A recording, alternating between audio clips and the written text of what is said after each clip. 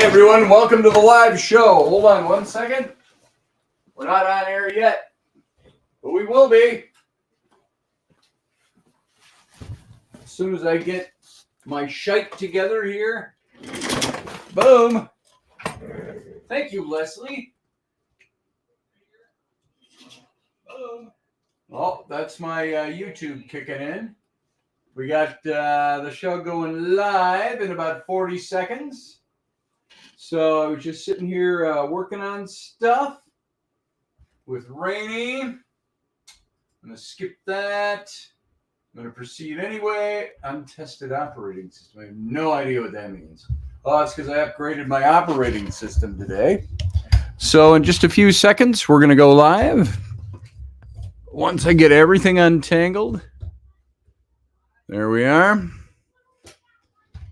This goes up.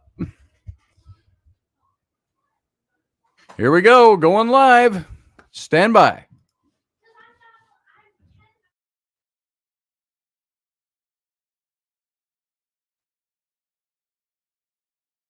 The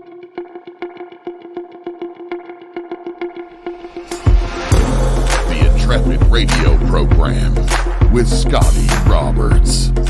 Intelligent talk.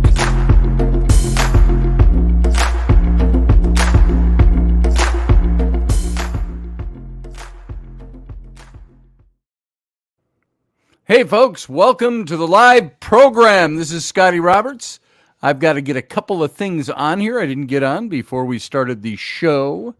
So let me adjust a couple of things with my camera. With everything else, I'd take my hat off, but it's not presentable. I've had this hat on all day long. And so my hair is sticking up in all kinds of weird angles. Looks like some kind of plectic of some kind. So I'm not doing that, not taking off the hat.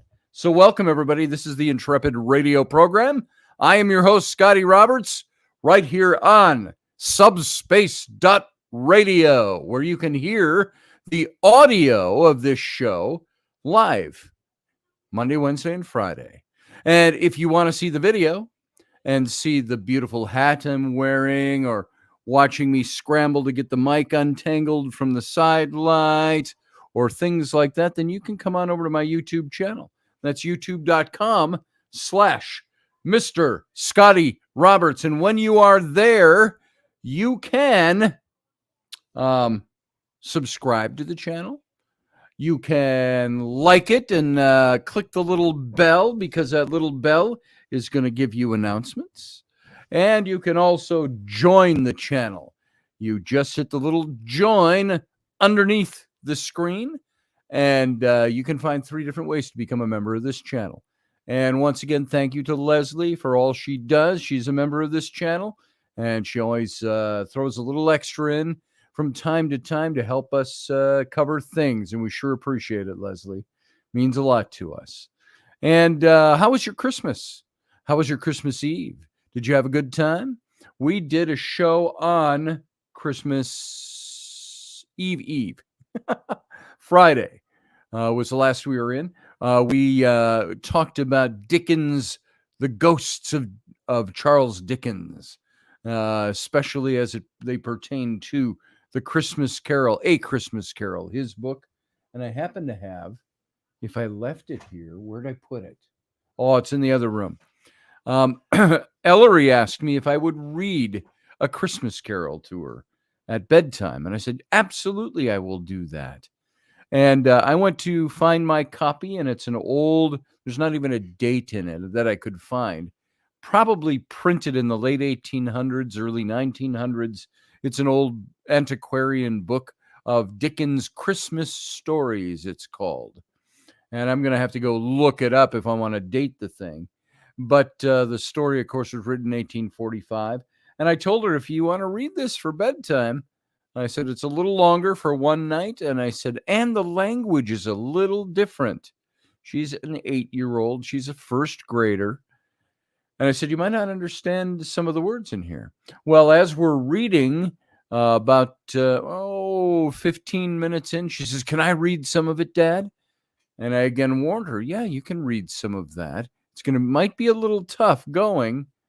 And so sure enough, she read it and she really enjoyed it. And I'm going to get up. I'm going to go get that book because I'm going to read you a little paragraph. Sit there with the open mic while I walk over into the other room where I left the book, and I'll fetch it.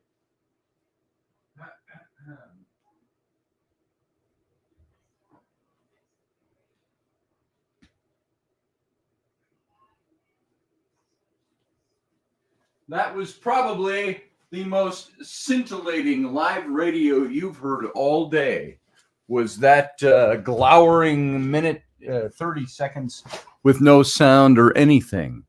So, good evening, mechanics. Good evening, Chuck Thurston, Sarah Youssef, Valerie Raznick, Paige Rockwell Soiree. Good to see you. Leslie Holker, of course, Steve Clark, everybody else who's gathering in here. Welcome. Field Guy is here. And before we get to our topic tonight, I want to read you a little segment. Here's the book I have. It looks just like that. It's Dickens' Christmas Stories. Now, I didn't put all the watermarks and stuff on it, but you can see it's raised lettering there. And it's an old book, and you can tell by the interior pages.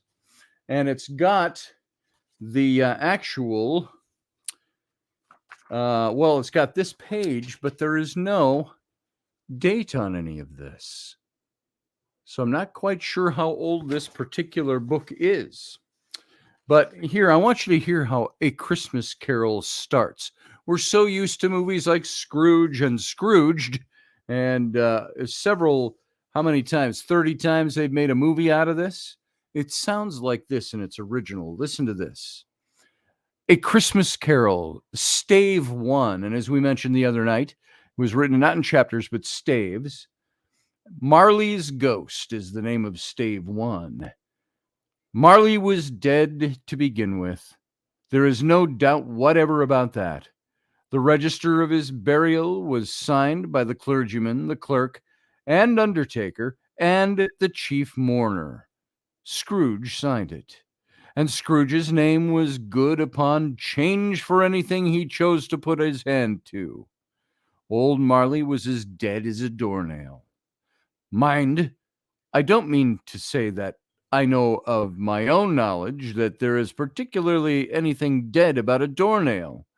I might have been inclined myself to regard a coffin nail as the deadest piece of ironmongery in the trade, but the wisdom of our ancestors is in the simile, and my unhallowed hand shall not disturb it, or this country's done for. You will therefore permit me to repeat empathetically that Marley was as dead as a doornail. Scrooge knew he was dead? Of course he did. How could it be otherwise? Scrooge and he were partners for I don't know how many years. Scrooge was his sole residuary, legatee. I don't even know this word. Legatee, his sole friend and sole mourner. And even Scrooge was so dreadfully cut up by the text is so small. I'm squinting a little bit to read this. That's why I'm stumbling over some of the words. And the structure and the syntax is just a little different than we use nowadays. And even Scrooge was not so dreadfully cut up by the event, but that he was an excellent man of business.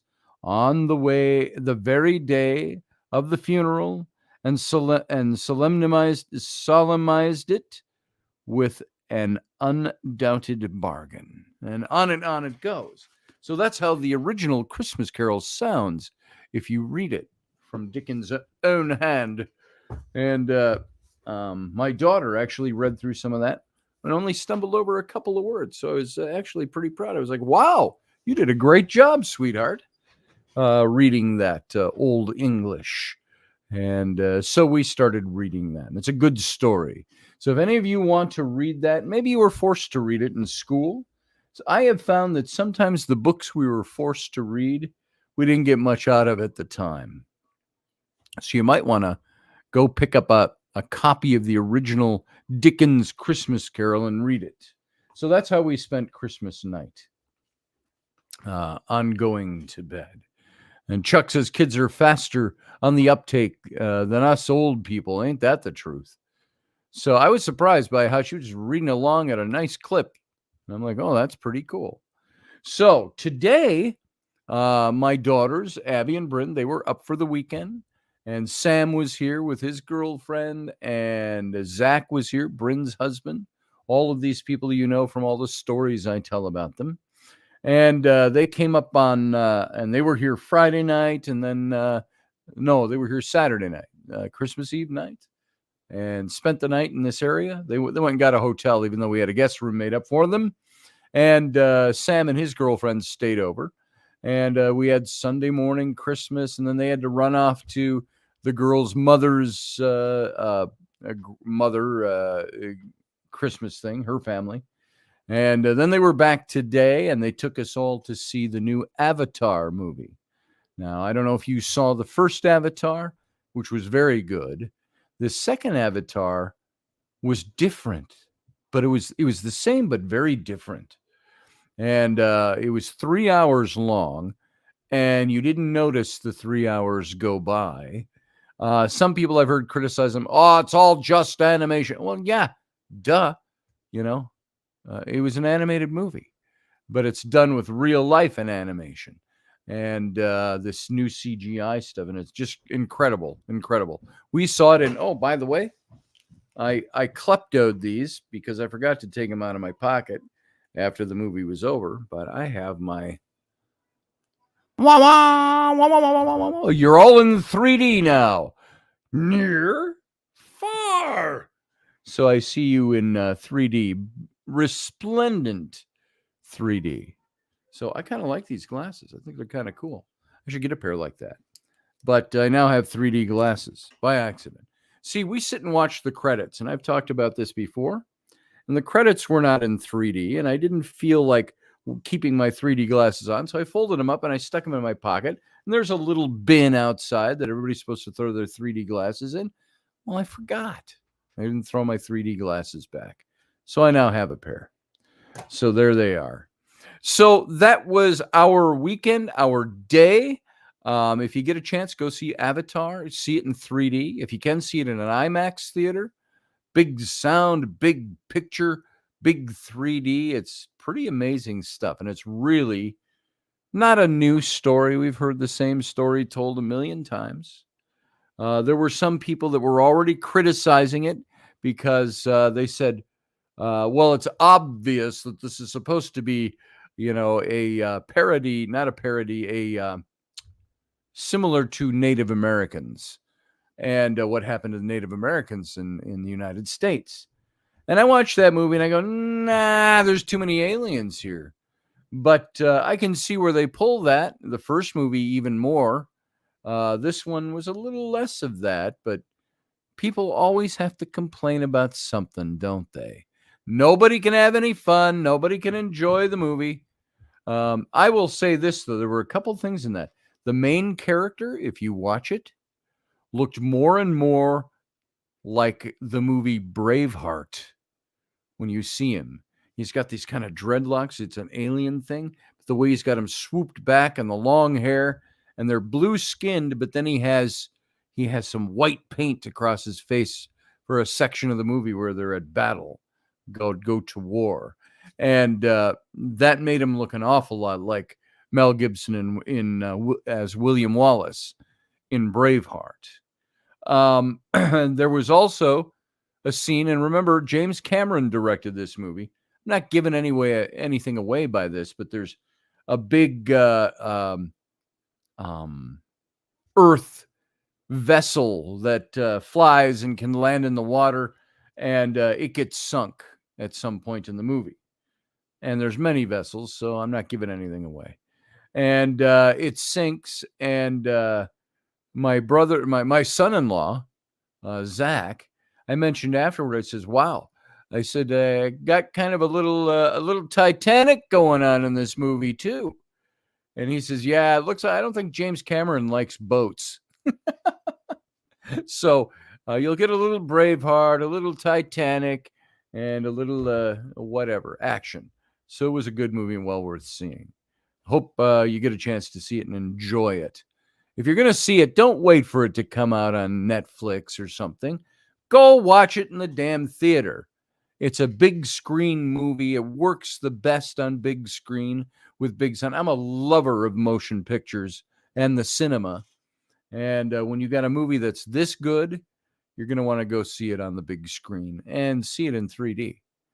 And so even my wife, who suffers from motion sickness, she was like, oh, I don't know how I'm going to do it the 3D tonight. And so she sat there, she put her glasses on, and she put a hood of her hoodie up, and she pulled it tight and strung it all the way up around her glasses. So all she was seeing was the screen. And so she wouldn't see anything else out here in her peripheral vision. And she did just fine. Chuck Thurston said, okay, the greenskin girls in Star Trek were sexy. Just saying. Yes, they were. Orion slave women. Yep, they were. Hands down. Did you know that the original Orion slave girl in the original Star Trek, well, the original was Vina with Captain Pike in the very first episode of Star Trek ever made. She was an Orion slave girl. But you know who the second one was? You saw it in the, what was the episode name? Dagger of the Mind? No, it was Conscience of the King? No, it was one of those, but there was an Orion slave girl in that. And it was Yvonne Craig. Y'all know who could tell me real quick without typing it into Google, who was Yvonne Craig in the 60s? What character role did she play? She was known for the Orion slave girl in that one episode. What else was she very well known for? Batgirl. Field guy got it. Yvonne Craig was an Orion slave girl on Star Trek, and she was also Batgirl in the Adam West Batman TV series. Very campy, but a lot of fun for kids. So, yeah, she's been dead for years. But, yeah, she was kind of sexy too, especially in that Batgirl outfit. But she couldn't top, in my opinion, who was the very best Catwoman in the old Batman. Anybody got a name for me? I'm thinking she was also in a Star Trek episode. She was in the Star Trek episode Friday's Child. And she was a pregnant woman on one of these planets. One of the race, Julie Newmar. There it is. Field guy got it too. Julie Newmar. Hubba hubba. The very best Catwoman, I think, that ever existed. Well, Michelle Pfeiffer did a pretty good job too. But Julie Newmar, that's it. This is Leslie Holger. Newgemayer? I've never seen it spelled that way. Was that the original spelling of her name? Leslie? I think I spelled it wrong. Oh, I should have Googled it. I think it was just Newmar. Newmar. That's the way she spelled it for TV. She was hot. When I was a little boy, I wanted to grow up and marry Julie Newmar. So moving on. Tonight, I wanted to talk about a topic that's a little different. I approached it a little differently on purpose. And there's a lot of stuff to say about it. And I talked about this as being this failed solitude. That loneliness is actually failed solitude. And I'm going to talk a lot about meditation in this, but there's some other things I want to get to as well. But we've talked about meditation on this show before, and it's something I don't do very well. And part of my problem with meditation is that I don't take time for it. I get excuse me, I get so busy and so much stuff going on, I don't have time. And when I do have time, it's like snippets. I'll sit down, I go, okay, let's meditate. Empty, I'm done. Okay. And it doesn't work that way. And so loneliness, I was looking because I looked up this topic only because I've got friends who are very lonely. I know people who are surrounded by people and family and are very lonely people. I have a very dear friend of mine. I can't say the name on air because you know who it is, but I have a very dear friend of mine that is lonely. Despite having relatives and friends and probably a great many extended friends, this person is lonely. And I was talking to this person today in the morning and got maybe this person would not say that they are lonely of their own words, but the things that were being said evoked loneliness in my mind. And so loneliness is failed solitude. What did Sarah just say in the chat room? Being in the zone while working could be considered a form of meditation. Well, maybe so. And there's all different kinds of meditation. And there's some things I want to talk about with that. With the book I just finished with Andy Dabbs, we opened the whole book with the opening line, I love to hike. And he talks about, and I expanded on it, how he likes to hike to clear his mind and how he likes to hike to get his mind off of things going on. I'm going to read you that segment. I read a little bit from that segment the other day on Friday, but we're going to look at a little bit more of that as it fits into this. So meditation is a way to personal and social transformation. Meditation is a very simple practice, and choosing the right mantra is essential. We'll tell you what mantra is all about. The mantra has this gift of very gently and naturally taking us into our hearts, the center of wholeness. And one of the fruits of the practice of meditation is to discover that we're living with an embodied mind. And I think we probably all know that to a certain extent, an embodied mind. So how do we counteract the effects of stress on our existence at the molecular level? How do we affect that? How do we make change?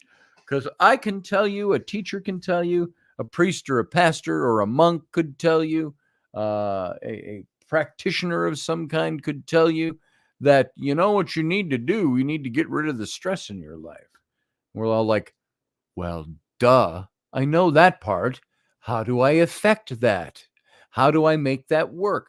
And then when you do it, when I do my meditation, sometimes it's good, sometimes they're not very good. It's just kind of that, like I said, that I end up hyperventilating instead of going into calm because I got so many things on my mind. And I can never quite clear my mind enough to focus on being quiet. And so it says, how do you make an effect change on a molecular level so it means something and does something and lasts? So what are the concrete things? We hear all these, by the way, these spiritual practitioners out there. You must meditate. You must sit in the silence of your own thoughts, and you do not let the outside world fuck with you, because you must clear your brain and you must concentrate on not concentrating upon anything at all. You know, we hear all this guru-y stuff of what we're supposed to do, but do we ever really get there? Because sometimes when I sit and meditate, I can't get my mind on meditating. You know why? Because I'm thinking of all the crap I got to do when I'm done meditating. So what are the concrete things that we can do to actively promote more favorable gene expression? I was going to say genre, gene expression, particularly in our immune systems. What are the things what's the purpose of meditating? To live a healthy life, to heal ourselves, and so on. So, ripples that are looked like another letter. I missed that. Yeah, there could be that too.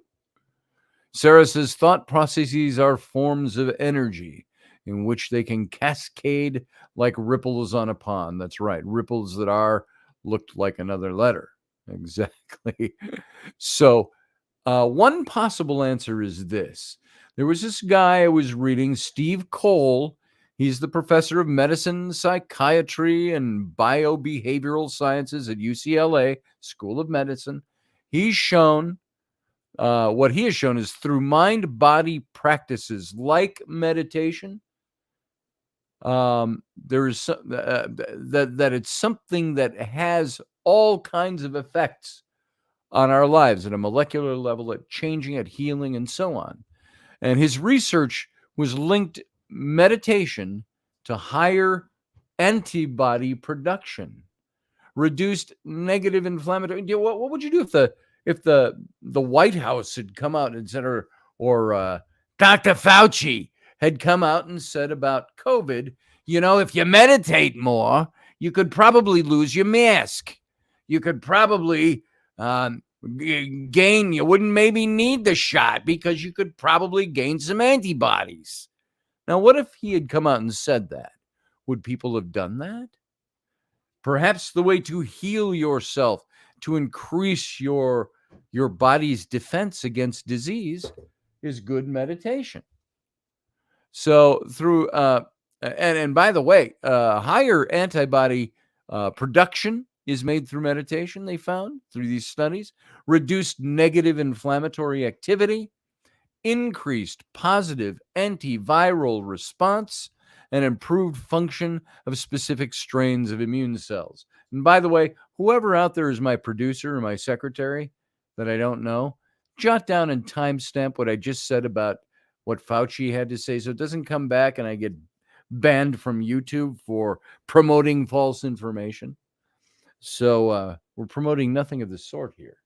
So through a series of studies, there was Nobel laureate Elizabeth Blackburn. She was a biochemist at the University of California. She found that meditation could affect the ends of DNA, known as telomeres, which act as protective caps for genes. And so once a cell's DNA loses its telomere, it can no longer divide and it dies. So massive cell death brings about, well, guess what? Aging. That's something I'm dealing with. So it brings about aging. It also, telomeres, like immune cells, respond to our emotions. So negative emotions shorten telomeres, while happy feelings and activities that promote relaxation, like meditation, help to maintain the telomere. Guess what that equates to? Living longer. So I recently looked up this little article, and it was a Father Lawrence Freeman. He was a director of World Community for Christian Meditation, WCCM. And Freeman meditates 4 times a day, he said. 4 times.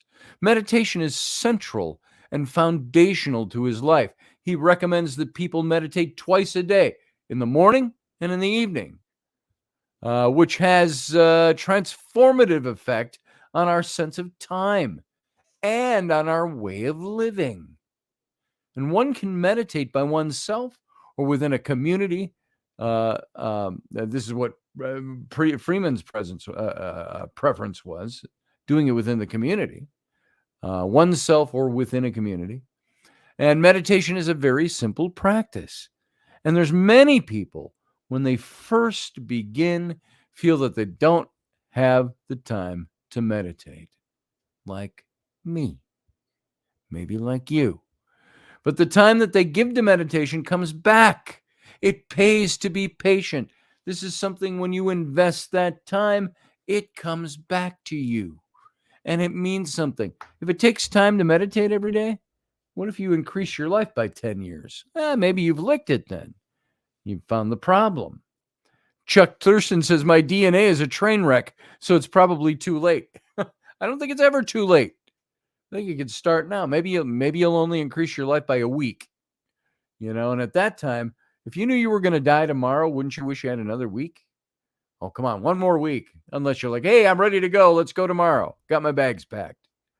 So usually when you meditate, you sit down, though some people have engaged in walking meditation, which is where I talk about my friend Andy and his book, 20 years from now, where he walks to meditate. He hikes. So you sit still, you breathe normally, you close your eyes, and then you begin to repeat a word or a mantra continuously, faithfully during the time of the meditation. I am one with the Force, and the Force is one with me. I am one with the Force, and the Force is one with me. I am one with the Force, and the Force is one with me. If you saw Rogue One, you'll know what that's from. So you repeat your mantra. If you're distracted from saying the mantra, and you start daydreaming or falling asleep or fantasizing or chewing over your problems and your anxieties, as soon as you realize this has happened, you drop the thought and you return to the mantra. You go, oh, I'm doing that thing. I got to return back to the mantra. So the mantra, over time, gently but very effectively with regular practice, takes you and me, as it were, from the head to the heart.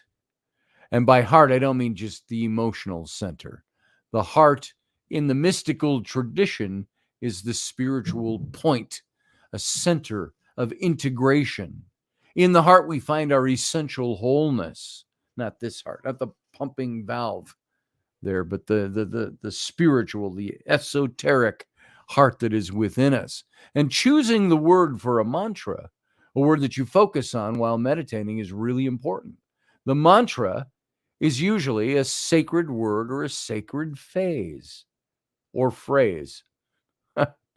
This method of meditation is universally expressed in different ways, but essentially, it's the same practice in all major religions and spiritual traditions, and it's not to give you something to think about. It's to give you something to not think about. So quite the reverse. It's the purpose of meditation is to lay aside your thoughts. Take your thoughts and put them over here for a while and concentrate on whatever your mantra is. So Freeman suggests that the word Maranasa, made up of 4 syllables, Maranasa, as a mantra. In the Christian tradition, it means "Come, Lord," and is considered to be the oldest Christian prayer in the language that Jesus spoke, Aramaic. You have a Maranatha, and this is the Aramaic version of that. Maranatha, Maranasa, come, Lord. And this priest said this, Priest Freeman. But it's also fairly universal, because the syllables that you find in Maranasa is what the Indian dot no feather, as Reuben Fastorch would say, the Indian tradition calls seed syllables that have a calming effect on the mind. And the 4 syllables also mean that you can say the mantra in rhyme with your breath. As you meditate, the breath becomes slower, and you find that you're saying the mantra more gently and subtly and listening to it. It's interesting. I just said that we went and saw the movie Avatar today, the second Avatar movie. And they're not breathing underwater, but they're able to hold their breath for long periods of time. They're taught by the sea people in this movie. And they keep telling them, they keep pointing down here to the abdomen, the upper abdomen, and saying, this is where you breathe. You breathe from here. And there was a point where there were a couple of characters that were going down with the ship in the water. And they've got this much, the scenes in the movies where there's the waters up to here. And they keep, and they got this much room left to try to breathe. And he said to the person who didn't know how to do this, he says, you breathe from here. And he's calming him. He's going through this calming mantra to calm him down so he can breathe in and hold it for a long period of time. So as you meditate, the breath becomes slower. You find that you're saying the mantra more gently and subtly, and you're listening to it. And eventually, it may lead you into silence, complete silence. But by silence, I don't mean just feeling quiet and calm, which is a good thing, but also by silence, I mean a place without thought or self-reflection. How often do you get yourself to that kind of a place? A place without thought or self-reflection.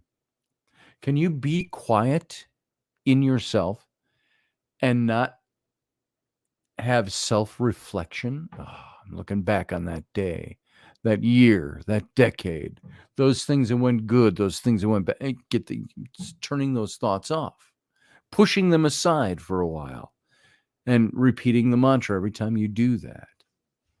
And so there's an interesting discovery is that when we enter solitude, for example, in the time of meditation, we leave images and conversations with ourselves behind us. Then we find ourselves more and more deeply in this solitude. And the curious and wonderful discovery is that meditation leads us to a much deeper and richer sense of relationship with others. Believe it or not, folks. So solitude is the cure for loneliness. Loneliness is a failed solitude. It's the failure or the inability to be really oneself and accept oneself and one's uniqueness. We embrace our own uniqueness by disregarding images, conversations with ourselves, or problem solving as they arise. We push those aside. We have this very Western attitude to be active, to do something. You've always got to be doing something. You always have to be active. I used to be that way. When I saw a counselor, when my ex-wife and I went to marriage counseling years ago, 25, 30 years ago, and I sat with her alone for a while, and she said, what are you running from? After listening to me babble on for a while, I said, nothing. She goes, no, let me ask you again. What are you running from? She said, you never take a moment to not be busy. And I went, And she said maybe that time could be filled with meditation and other things. We talked about that. But that was an enlightening thing to me, an epiphany to learn. And I've asked that question of some people over the years. What are you running from? Why can't you stay still? So we have this very Western attitude that we have to be active all the time, to do something and anything but be still. Doing nothing is often considered passive, vulnerable, and accepting victimhood. With meditation, we need to focus on doing nothing at all, on the power of silence. Although it appears that meditation does nothing, the opposite is vastly different and true. Meditation changes the meditator, and it changes us. By changing ourselves, we change others and the world. And by focusing on silence and meditation, we can change our perspectives. So doing nothing does produce results. It heals the wounds of division within ourselves. How many of you believe that you suffer from the non-healing wounds of division in your life? The things that cut you up into little pieces and spread you out across the board. This is where we need to start. Do nothing. Being rather than doing. And after continued practice, meditation can take us beyond the ego to what some call the spirit or the self. And this is where we really enter into a kind of embodied transcendence, if you will, grounded in our own reality and reality itself. So, did I lose you? Sarah, you said you lost me. Did I lose you? You go on, you say, some people try to escape from the darker aspects of themselves. Sure. Well, maybe those darker aspects of themselves are the things they have to be silent about, grapple with them in their own time, but be silent about them and separate yourself from them. That's a hard thing to do. Some people might think that even sounds judgmental. Well, you got to let go of that dark shit. Well, we do. When you meditate, you have to take that stuff, even the things we see as the dark parts of our soul, and move them aside to make room for nothing. Shutting everything off for no interruption, says Steve Clark. Pretty much. And when you find your mind attacking you during those periods, when you recognize it, you push it out again. Imagine just having the moment to be able to sit. And I'm not talking sing-songy about this stuff. I don't think anybody's going to go, I don't think that's the key. I think the key is calming yourself enough, pushing the other stuff out, even the dark parts of ourselves that we grapple with, and shutting it off for no interruption, as Steve said. And I think that's what we have to do. Now, I've got some things I want to share with you, and I read some of this to you the other day. This is the book that I wrote with Andy Dabbs. He would present me his notes, and I would take those and I would, what I called, bookify them, and added a lot of stuff in there that I felt was germane to his topic. He was talking about anxiety, about all these things that he does. By the way, Sarah says, some people believe that some loneliness may even be biblical in that loss of connection in the relationship a human being has with God prior to Adam's fall. And, Sarah, you might be right about that. There might be people that believe that all that loneliness is because they have lost their connection to the superior God, to the originator. And you might be right about that. Maybe there is a disconnect in there.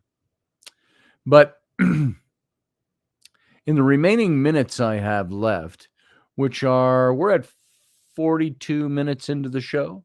We end at 55 after the show on the radio.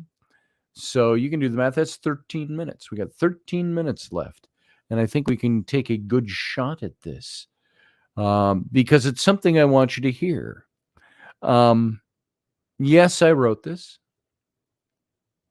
And I don't want you to hear it just because I wrote it, but I think it's very pertinent. I was reading through some of it when I was proofreading just a very short time ago in the last couple of weeks. And Andy's book starts like this.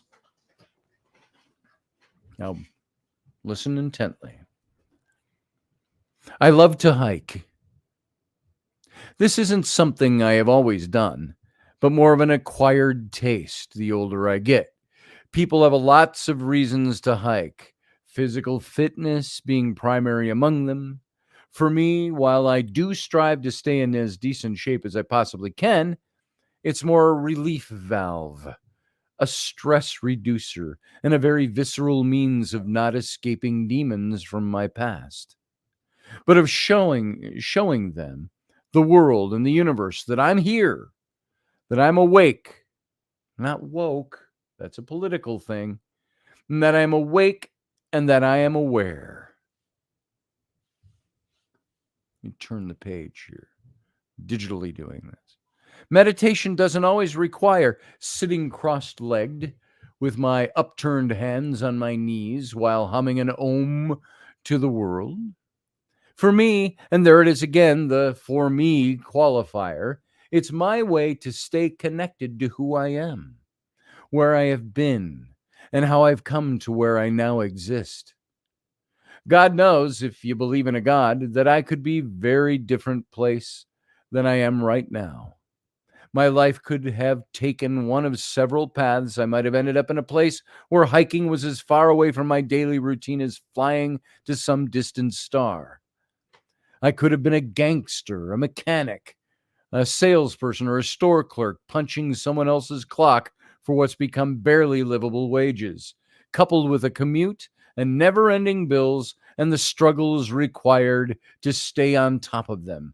My head just above the waterline as I strive to dog paddle and tread through the waters of life. Most people I know are stuck in this day to day world, going to work, coming home to their meat and potatoes dinner, while watching their favorite lineup of television shows until they crawl into bed for a few hours, only to wake up and start the routine all over again the next morning. For the record, there is nothing wrong with having the kind of life you want to live, even if that means you're stuck in a rut that you don't even recognize. We all discover our moments of enjoyment, no matter what situation we find ourselves in. But I wanted more out of my life. Life's a piece of shit, so they sang in Monty Python and the Holy Grail. When you look at it, it's entropic by nature. And in accordance with Einstein or someone's theory of relativity, all things decline and decay into nothingness. Even the universe is winking out of existence from its source point nearly as fast as it banged in. So leave your dishes unwashed for a week, and you'll see how easily this decay is to achieve in a very short time, and in such a simple way. But life doesn't have to be controlled by the entropy. It's what you make of it, what you want it to be, and how you cope with its ups and its downs along the way. It's about the lessons you learn and the determinations you make in your defining moments of life. It's what you make of yourself in the process. These are the thoughts that, of course through my mind as I hike. Of course, I'm not always so esoteric in my hiking reverie. I sometimes think about the junk I have to accomplish for the day, people I have to call, and tasks that need to be done. Sometimes it's thoughts about how I love my wife and my daughter.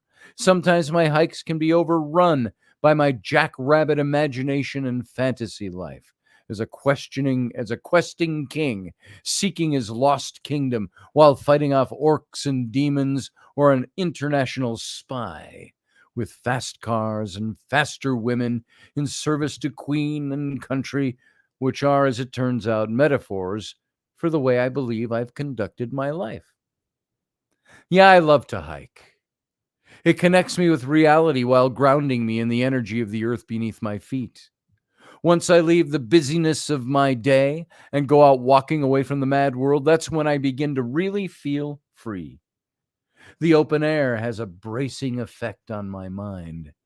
The congestion of life, the uproar and tumult we can all inevitably make of the events of our daily schedules, the intolerable noise of traffic through which I love to drive too fast and too free, the sometimes depressing daily routine, all these are forgotten, and my mind is at liberty.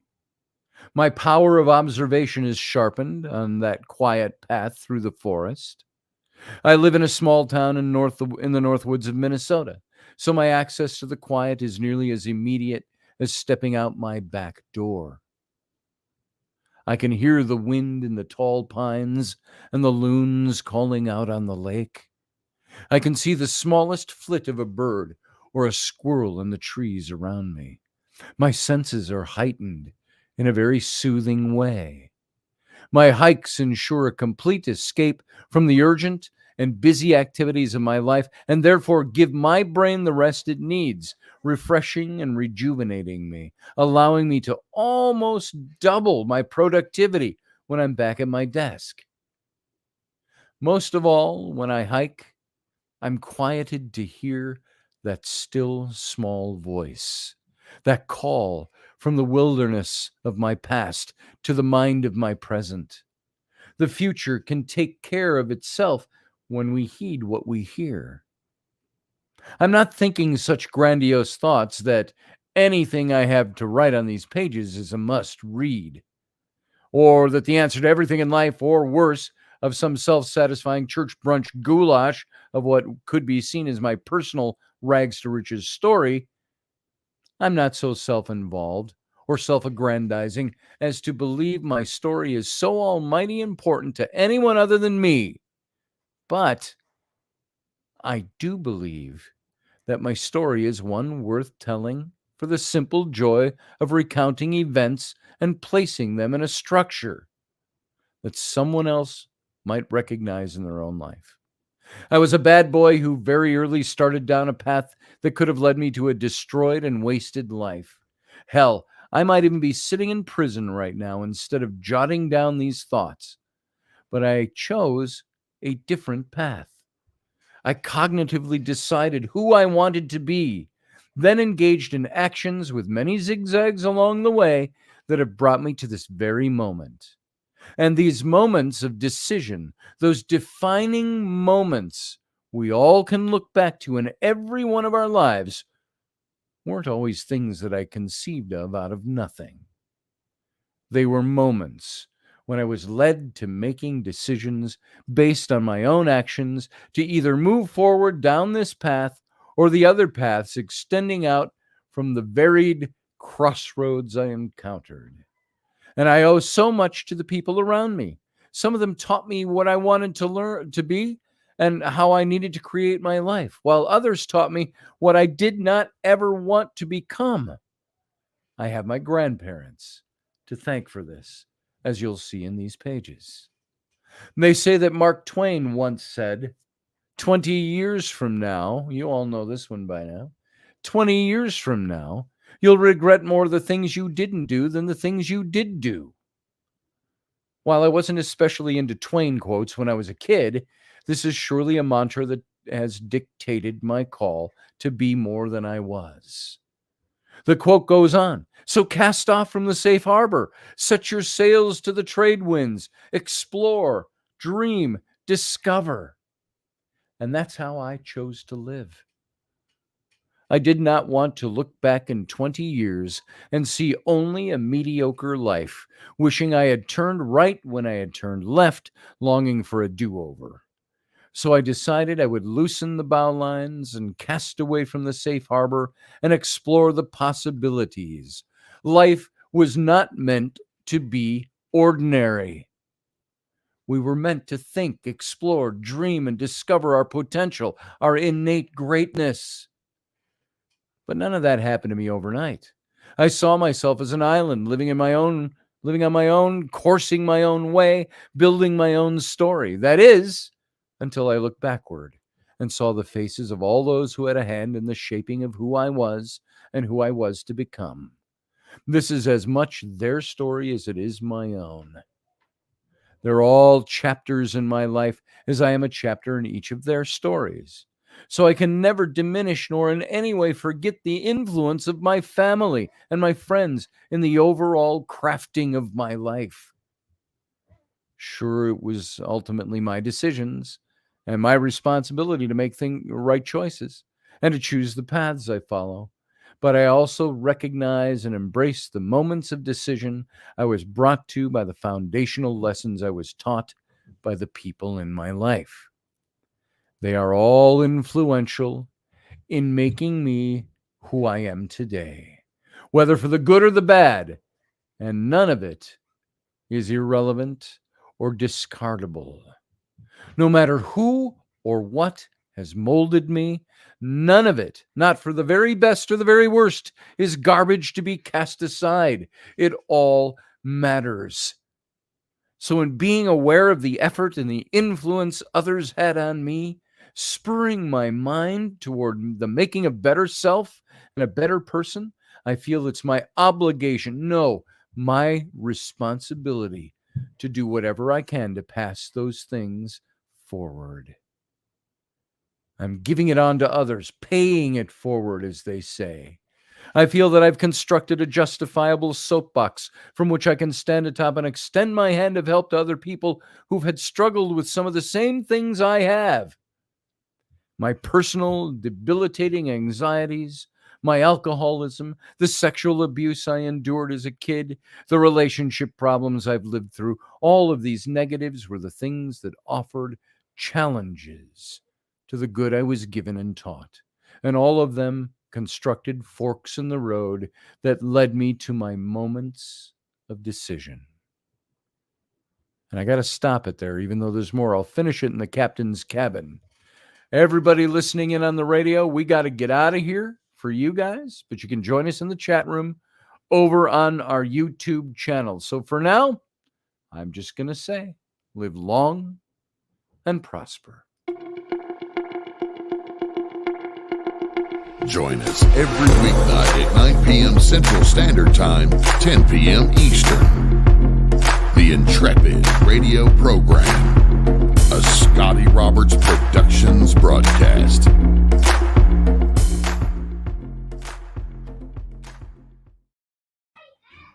And here we are, folks. Before we start the captain's cabin, I want to finish this little segment of this book. It's the introduction to the book, and hopefully will whet your appetite to want to read more. But where did I leave off? All I had to do was make the right choice, and many times I did not. I became a thief, a con man, a womanizer. I used people to psychologically inoculate myself from having to cope with myself, all while unwittingly bolstering my ego with my own sense of being. Deep down, a good and friendly person. Pour into that mix the alcohol, which was a way for me to physically detach and self-medicate. And I became a not so very nice person. But I had charm and a finely honed charisma. That's what I wanted the world to see. I was the nice person, that dude who had his shit together, but by my manufactured persona, also made it possible for me to rip people off and con people to like me and trust me. And in the end, this didn't last very long, and I soon learned that my choices ruined every friendship and relationship I ever had. Due to my own behavior, I was never able to keep friends very long, even the ones I truly wanted. I would always do something to sabotage the relationship and wreck the friendship. I would eventually overcome my addiction to alcohol, realizing that I was using it as a crutch to sustain a wounded mind that simply did not want to actively engage in coping with my other issues. When it began deconstructing my life and my relationships, I found that it was no longer a way to medicate, but instead an excuse for not coping with and overcoming my deep-set emotional crisis. Perhaps this is not a newsflash for people who struggle with substance abuse, but it was nearly an epiphany to me when I paused long enough, when I stopped moving, like we talked about, when I paused long enough for the light to reignite the good things that I was taught that were lost deep down at the bottom of my pool of bourbon or vodka or gin or beer, and on and on. I also think this is an appropriate place to state that I am a firm believer in self-will. Every mind has the capacity to overcome that which torments it, that which debilitates it, that which self-medicates it. I realized that no one was going to do this for me and that I needed to do it for myself. I have the capacity to choose what it is that I'll allow to control who I am. And I determined that I, not alcohol, would captain my ship. Not a single person reading these words is unable to conquer their own demons and make their own choice to set themselves on a path that is better. Not a single one. I possess no special magics or powers or ointments other than the ones we already possess. I set my mind to being what I wanted to be, and then worked to achieve my goals. Intent, manifestation, actualization. None of which do a damned thing without self motivation, action, and work. And I was ready to punch it and make it happen.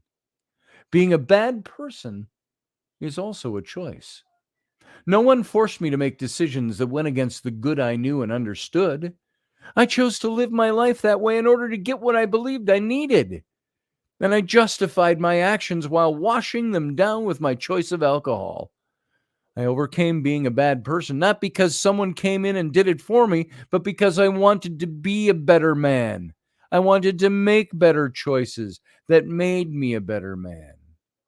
I did this myself, using the power of my own cognition and the power of my own determination to make the right choices. It was hard work, to be sure, but I cannot claim that my choice came without outside influence.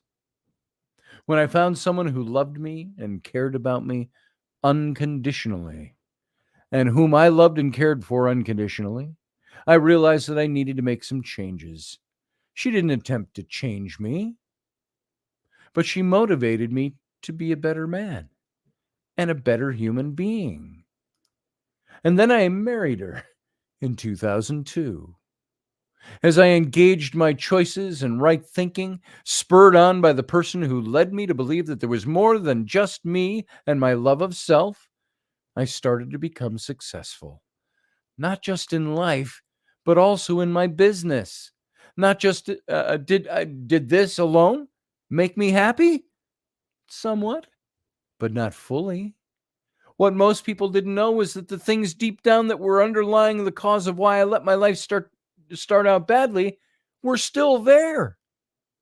The sources of my anxiety, despite all my fervor to move beyond them, were still boiling just below the surface.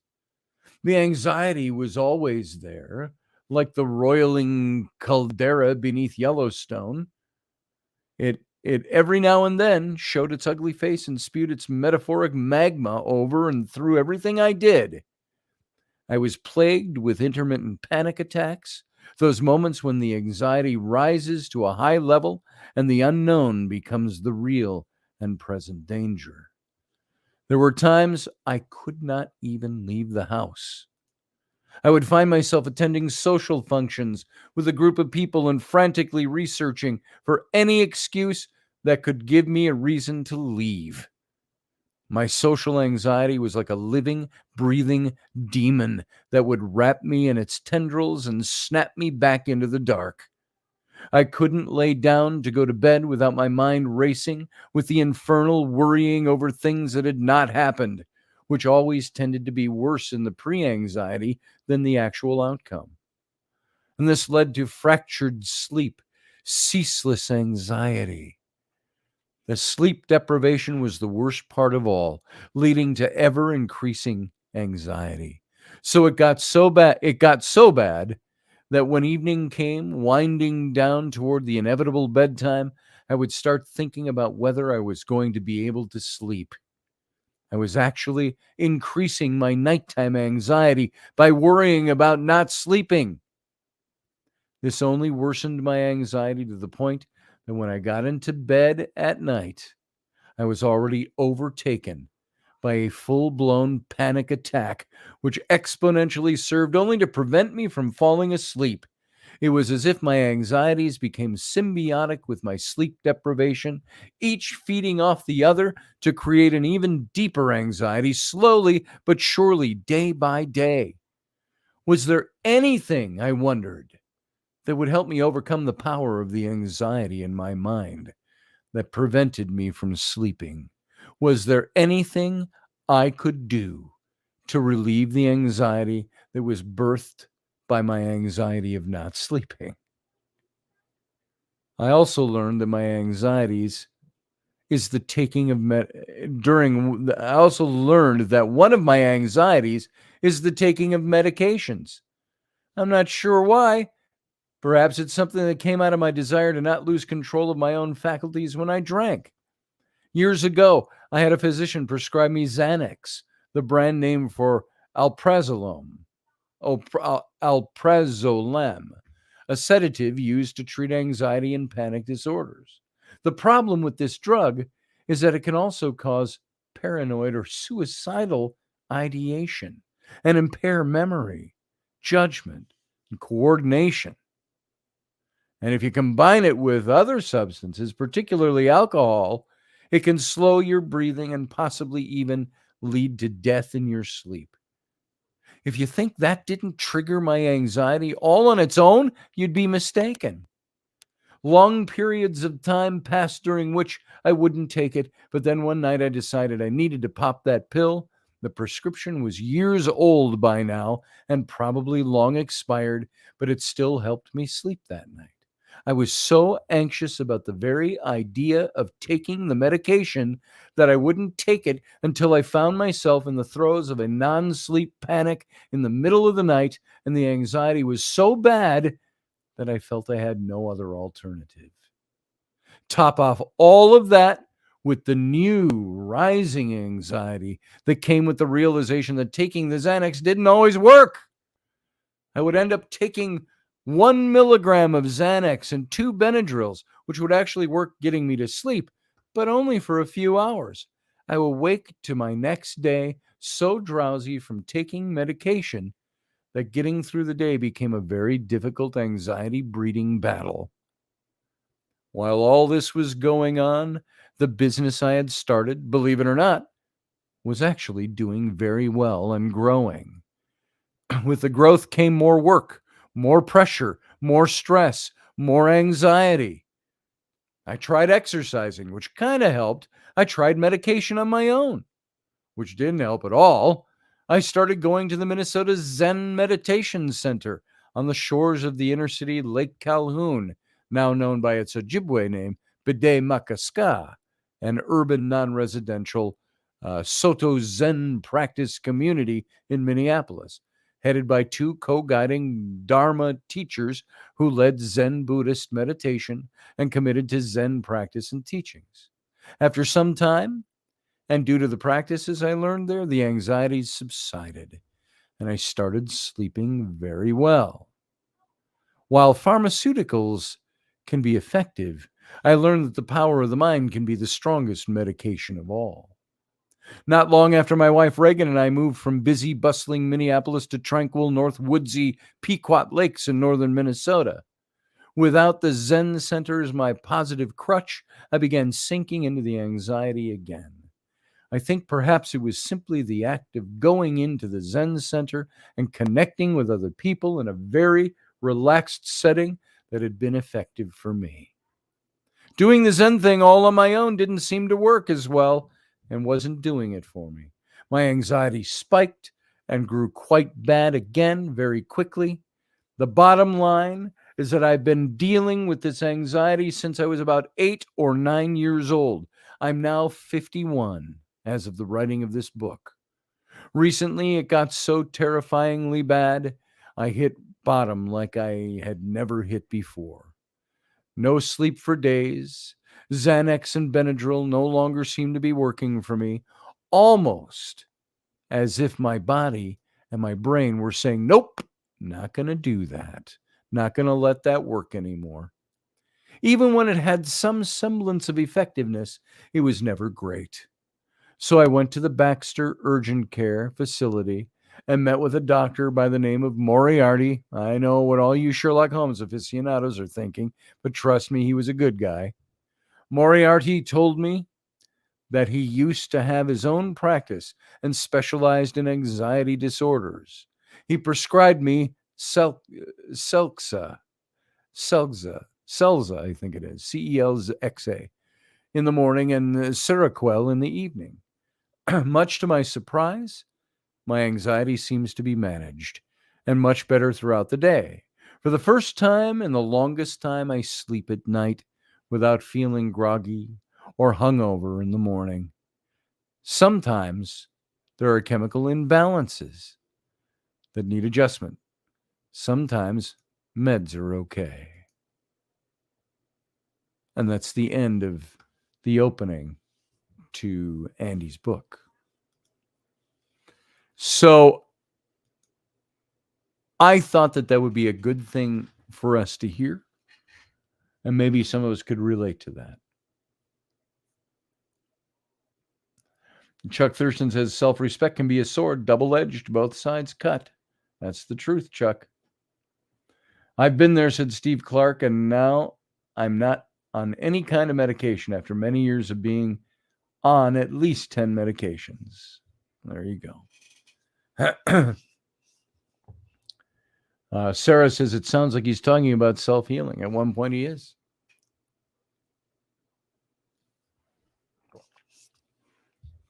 Steve says you have to love yourself before you can truly love others. You have to forgive yourself before you can truly forgive others. This is very true. Chuck Thurston says, when looking back, when a friend says he wants you to go on a run on the highway in his modified GTO, should have thought better, although the crash was as close to death as I care to get. Let's see. Everybody else says to say, good evening, says Sean Strike. Good to see you, Sean.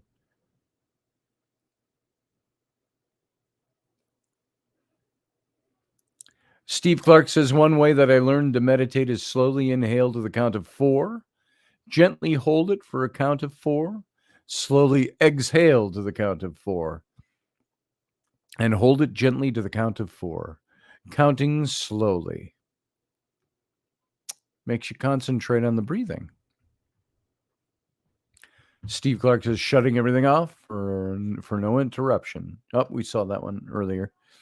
Some people believe that loneliness may even be biblical, said Sarah Yusuf. Oh, we did read this one. In that loss of connection with the relationship a human being has with God prior to Adam's fall. Very possibly, Sarah. And so, folks, that's it. That's the book. As a matter of fact, I'm going to make it a thing. I'm going to push right now to you. I want you to go to Andy's website. It's www.antonedabs.com. It'll come back with 20 years from now. And you can get the book. There's 3 different forms it's in. There is a premium full color hardback, because there are pictures and illustrations to the book, not like a kid's book, but there is color throughout the book. Then there is we didn't call it premium, but a full color paperback version or softcover version. Then there's a black and white softcover version. And you can go see those over on the website. And there are a range of prices, as you can imagine. Printing in full color is not inexpensive, by the way. So go take a look over at antondabs.com, and you'll see that. I see Sarah popped in. Let me bring Sarah in for a minute. Hey, Sarah, how you doing? Hey, Scotty. So, very interesting topic tonight. So I think so. Yeah, I got a little confused about the solitude part, because I understand kind of what you were saying, and I said earlier you lost me.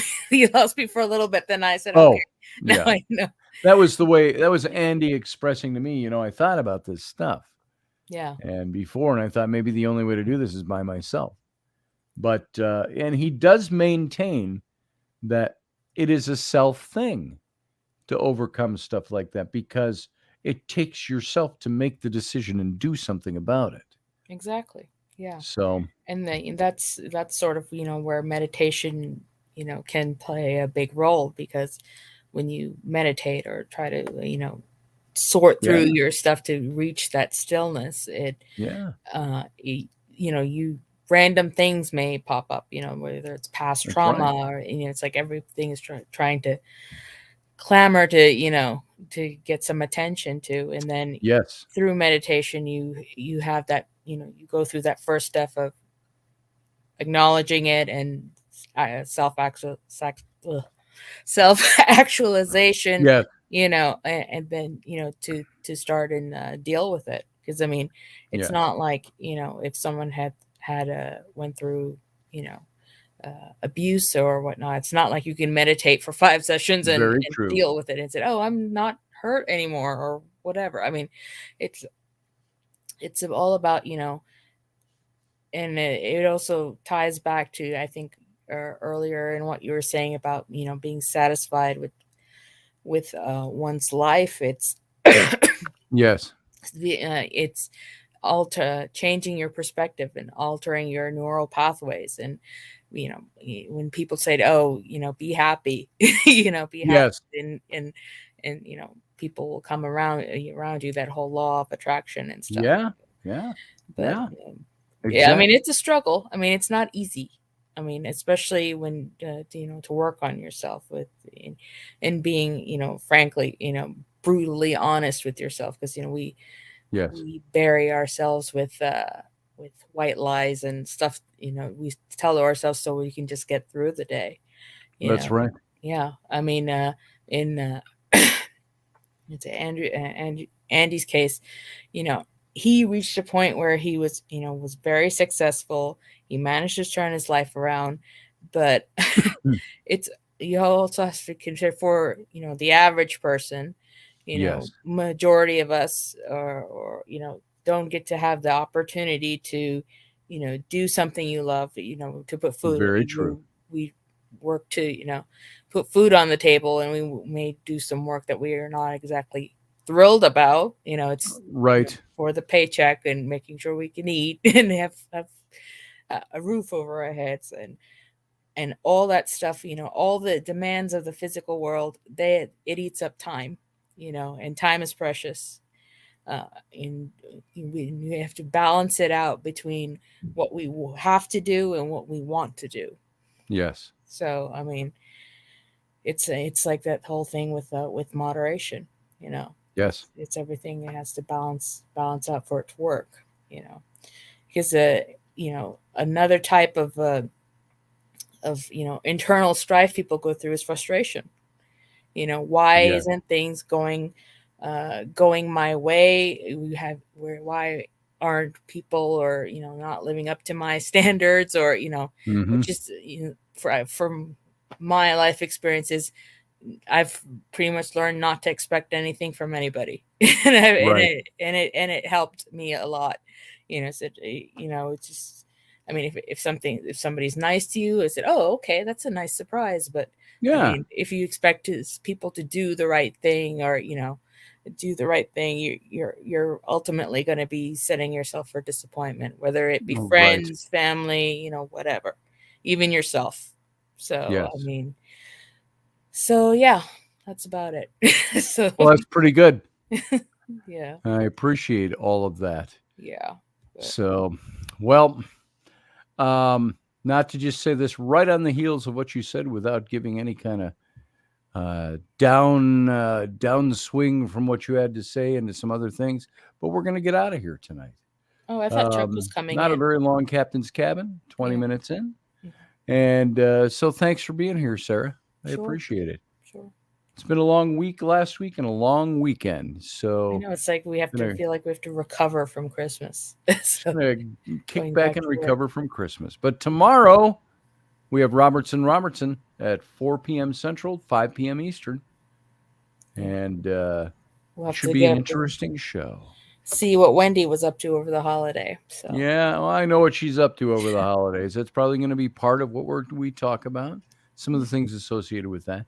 It yeah. seems to be our shows tend to go, even though we do some history and some paranormal over the last 7 episodes we've done, 7 Hmm. weeks. We tend to more of the personal, psychological stuff. Yeah. So don't be surprised Oh yeah, if you I hear like that. psychology. Yeah, I do. All right. Well, I'm going to let you go. Thank you for being here, All right, thanks, Sarah, Patty. and I'll talk to you tomorrow. All right, guys. That's it. That's all we got. We're done. I'm done. And so if you don't heal yourself, who do you trust? Says Chuck Thurston. They may direct you, but you have to take the action. That's right. Bing, bang, boom. All right, everybody. We got to get out of here. Elderberry, glad you could make it for the last 10 minutes of the show. Good to have you here, brother. Let's see. I can put one out, but was told not to. They should recover. I think I got the idea there. We'll explore that in the next episode. So everybody, thanks for being here. We're going to get out of here. You have a good night, and guess what?